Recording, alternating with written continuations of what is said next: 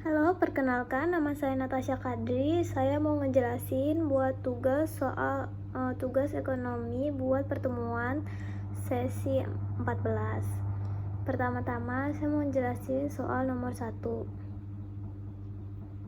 Di sini ada soalnya, jelaskan karakteristik utama sistem ekonomi yang dianut Indonesia.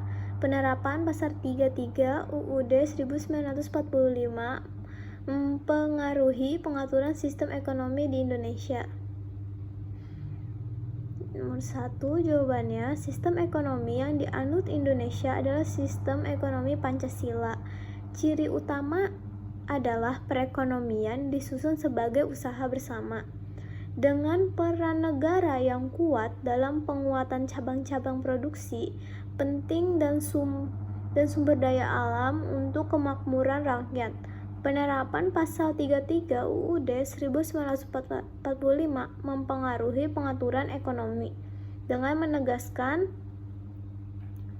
peran negara dalam mengelola sektor strategis, mendorong koperasi sebagai sokoguru perekonomian, serta memastikan kegiatan ekonomi tidak hanya mengejar keuntungan, tetapi juga keadilan sosial dan kesejahteraan masyarakat.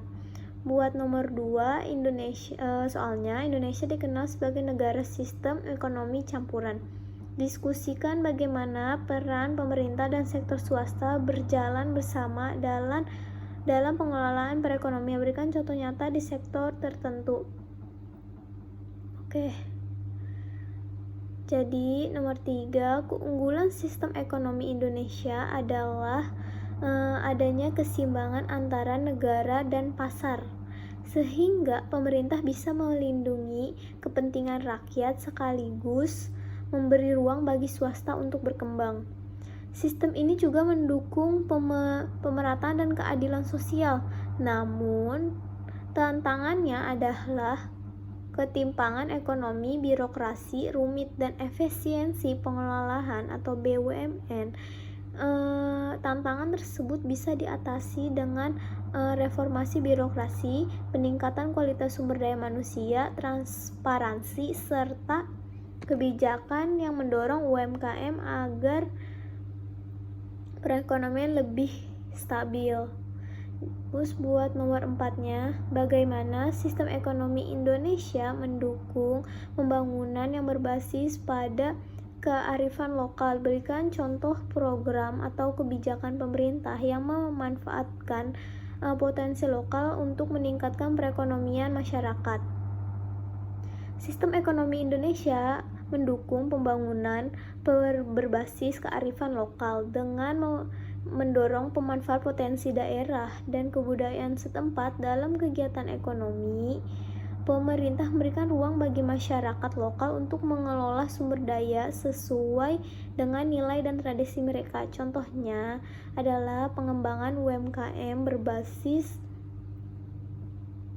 produk lokal, program desa wisata, serta dukungan terhadap industri kearifan dan ekonomi kerakyatan. Program ini membantu meningkatkan pendapatan masyarakat sekaligus menjaga budaya dan kearifan lokal.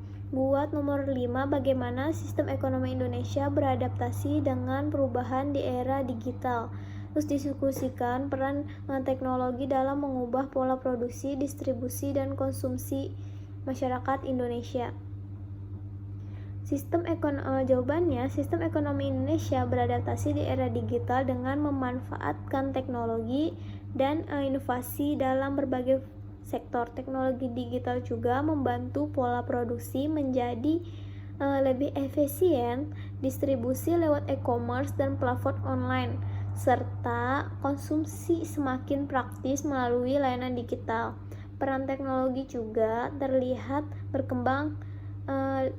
berkembangnya UMKM digital, vintage, dan ekonomi kreatif yang memperluas akses pasar. Layanan keuangan ini membantu daya saing ekonomi Indonesia dan mendorong pertumbuhan lebih inklusif. Segitu saja penjelasan dari saya. Mohon maaf jika ada kesalahan kata. Sekian dan Assalamualaikum warahmatullahi wabarakatuh.